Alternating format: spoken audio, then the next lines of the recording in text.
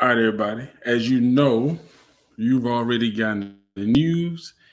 FAMU is going to the SWAC. Now, y'all know I'm always supporting my HBCUs, man. I'm always about my HBCUs. So, FAMU going to the SWAC that's a big deal. That's a big deal because it's going to bring definitely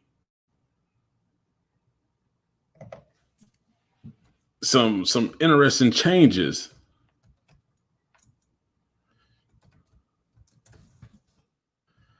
in the whole dynamics. You know, so with FAMU going to the SWAC, now they released this like a couple of days ago. Now there's a couple things we got to look at now when we talk about FAMU going to the SWAC. Now, not in a bad light, but there are some questions to ask, like with FAMU going to the SWAC, how is that going to affect the MEAC? Now, FAMU is a big draw. We know that. They're a band. They draw a lot. Their program draws a lot of attention. And one of the kind of sad things is some of the attention they've gotten over the past couple of years has been kind of negative, which is why it has affected their athletic program. And, the band has sort of recovered and kind of making that move, to be in a more positive light. Then I'm not going to get into it, but what happened years ago. But the thing about it is this. FAMU going to the SWAC is going to have two impacts. One, for the game. Okay. FAMU last year was 9-2. Decent team, man. They played some good games. But here's the thing. The teams they played in the MEAC were good, but I think you may have a little more talent on the SWAC side of things.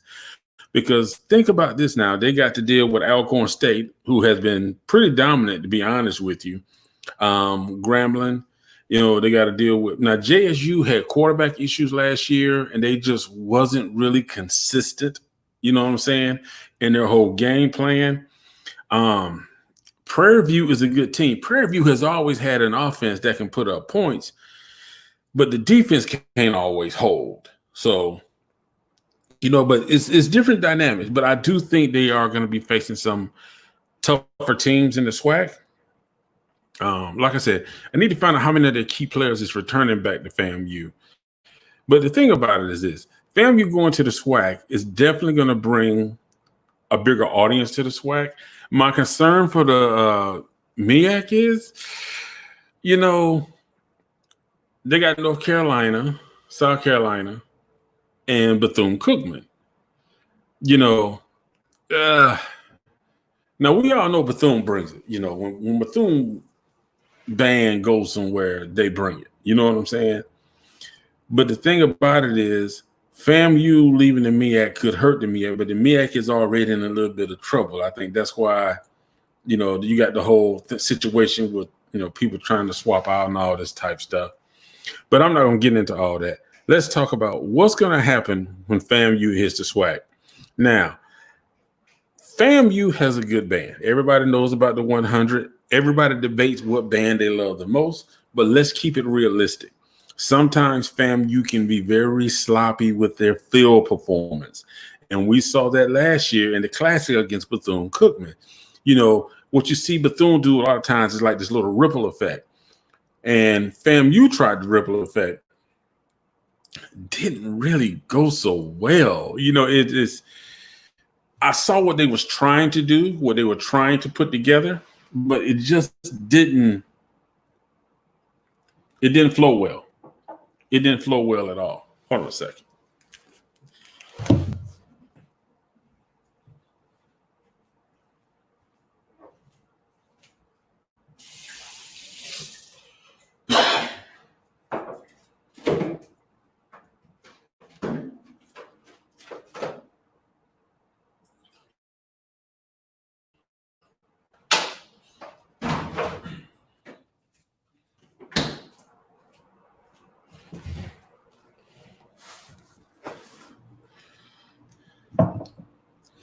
All right, let's do this. Listen,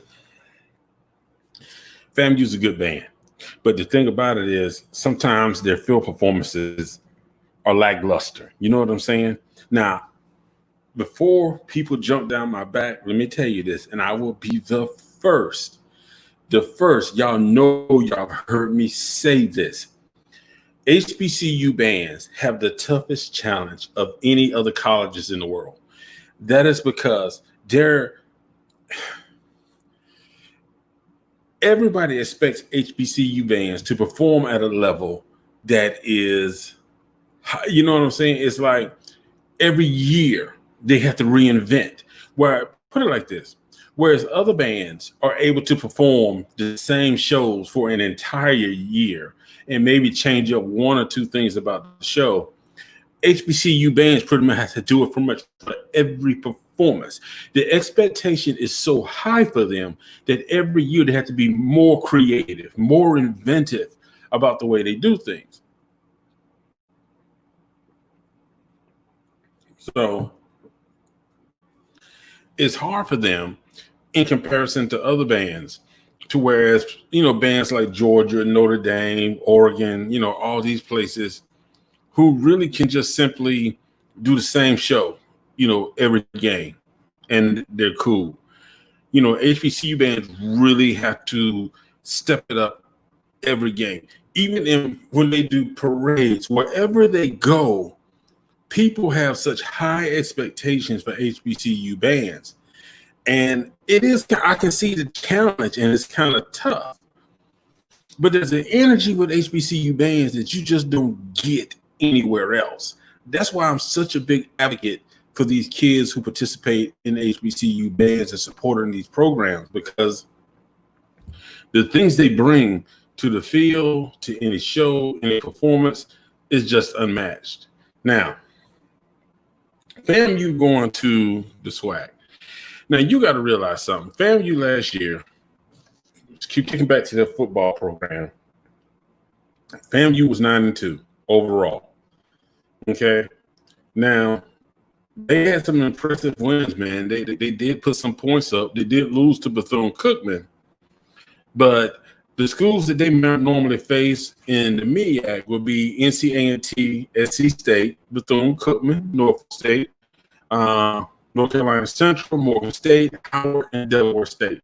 Now, the football program for these schools is not always the best. Now, South Carolina's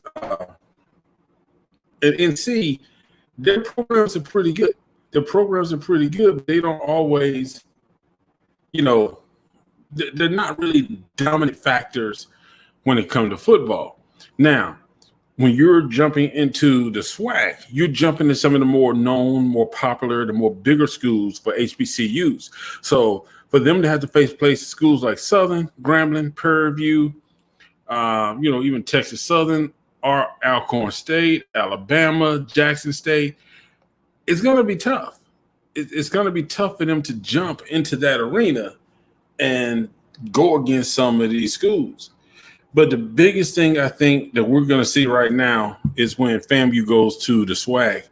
I think, and this is nothing against the athletic programs, people are going to be looking at the bands. They're going to be looking at the bands. And, I want to say this again because I really think people underestimate these bands.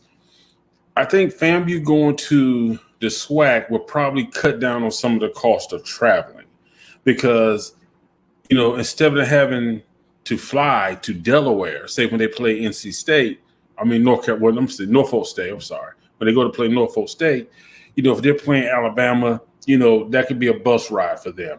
Or, it's like if they're playing, Southern, Jackson, JSU, those can be bus rides instead of plane trips.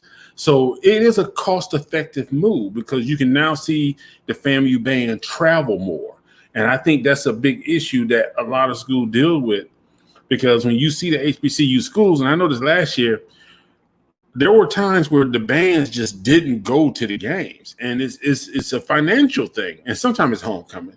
But sometimes it's just a financial thing because it's not just putting a bunch of kids on the bus and giving them their instruments and say, go play.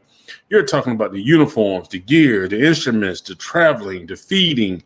Are they gonna stay over, or are they gonna, they got to be fed? So it's a lot more to it than what people really think, and it's not a cheap program to run. So FAMU going to the SWAC, I think FAMU band wise, they're gonna have to step it up. They're gonna have to step it up, because I'm telling you right now, JSU will pick you apart, because everybody knows now when you play Jackson State University, when you go against the Sonic Boom, don't go in there with no flaws, because JSU is going, they're going to call you on it. JSU is going to call you on it. Now, they got a little taste of the SWAC when they played Southern last year, and you got to bring it, man. I just think that their band is going to have to pick it up if they want to be able to go against it, to go against the other bands in the SWAC. Because one thing about the SWAC is the dance programs. The dance programs are huge. When you hear other guys on YouTube talk about some of the dance programs, you hear about the Golden Girls, you hear about the J-Sets, you hear about the Dancing Dolls, you're going to hear about the Stingettes, and they just seem to, those dance teams just seem to dominate, when people talk about dance teams, and not to mention when you talk about the ramp dance with the Golden Girls, that's a wrap. You know what I'm saying? It's like you can't touch the Golden Girls when it comes to that. But, the FAMU uses, I think it's an auxiliary. Don't, correct me if I'm wrong, but I think it's an auxiliary dance team called the Diamonds. You don't hear much about them. I may have seen them on the field a couple times. They do sit in the stands with the band, kind of, in a little side section, but there's not a real focus on them like it is the dance teams from the SWAC. Now, with Norfolk State, you got Hot Ice. You know what I'm saying? And with Hot Ice, Norfolk State, they highlight their dance team. And Norfolk State's dance team, Hot Ice, is really growing. They are really getting better. So, that's another dance team to look out for.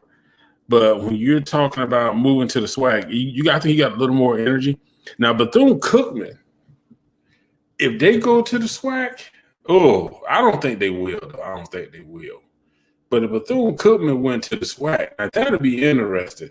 Bethune-Cookman is a high energy band. I mean, they don't quit.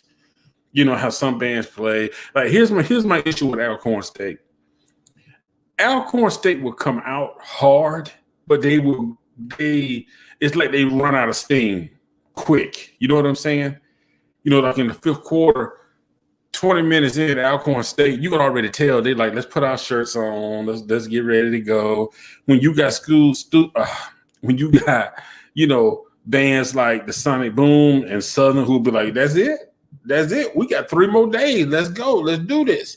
And I think that's just the thing about it. So I think, fam, you got to kind of be prepared for what they're going to band-wise into the SWAC. So that's going to be an interesting thing, man, to see how that works out and how that plays out. I think it's a good move. When I look at the financial aspect of traveling, I think it's a good move, because they're not now what could be a quick 3 to 4 hour bus ride versus, sometimes 6 to 7 hour bus ride, depending on where they're going. But the SWAC schools are definitely in a more closer proximity than some of the other schools in the MEAC. But I think Bethune-Cookman is probably the closest because they had the Florida Classic. Now, I'm wondering if they probably still do that. I don't know. That'd be interesting. They still do the Florida Classic. So I'm thinking they still will. But I'm thinking Atlanta probably get a little more HBCU games out of this too, because Atlanta's sort of a midpoint between, Florida and some of the other SWAC schools. So Atlanta's like a midway point. So I'm wondering if they're going to try to hold more classics in Atlanta with this changeover of Florida A&M now being in the SWAC. So it's going to be interesting, man. So I'm kind of looking forward to it. It's going to be athletic-wise and band-wise. It's going to be interesting. But I think a lot of people are really wanting to see what's going to happen band wise, because Florida A&M, their biggest battle was Bethune-Cookman. That's my opinion, Bethune-Cookman. Now, I'm not knocking, NCA&T because, they good too, but Norfolk State can bring it. I think Norfolk State does better when they do the battles, when they have like the battles on their what do you call it? When they have the battle of the bands. I can't think of the name of the building, but when they have like the battle of the bands and they sitting in the stadium, I think they do better in that. I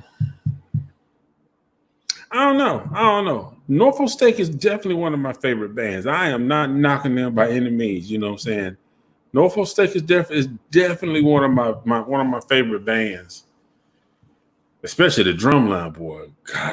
God, boy, the funk score. Boy, nasty with it. That's got to be my favorite drumline, man. But yeah, so it's gonna be interesting to see. We're gonna see how it turns out, what happens, how it all plays out. But I think it's gonna be for the good. I think it's gonna be interesting. I think FAMU got to clean up their shows though. They gotta clean up their shows. I'm serious. If you're going to the SWAC, man, you gotta clean up your shows. I mean, but every time y'all play Bethune-Cookman, they kind of show FAMU like your show is not legit. You know what I'm saying? It's sloppy. So they got to tighten up on their field performance, man. In the stands, they nice, but their field performances are kind of, they kind of hit and miss sometimes. So it's gonna be interesting. So we'll keep an eye on that, and we'll see how it goes. And I will catch y'all on the next one.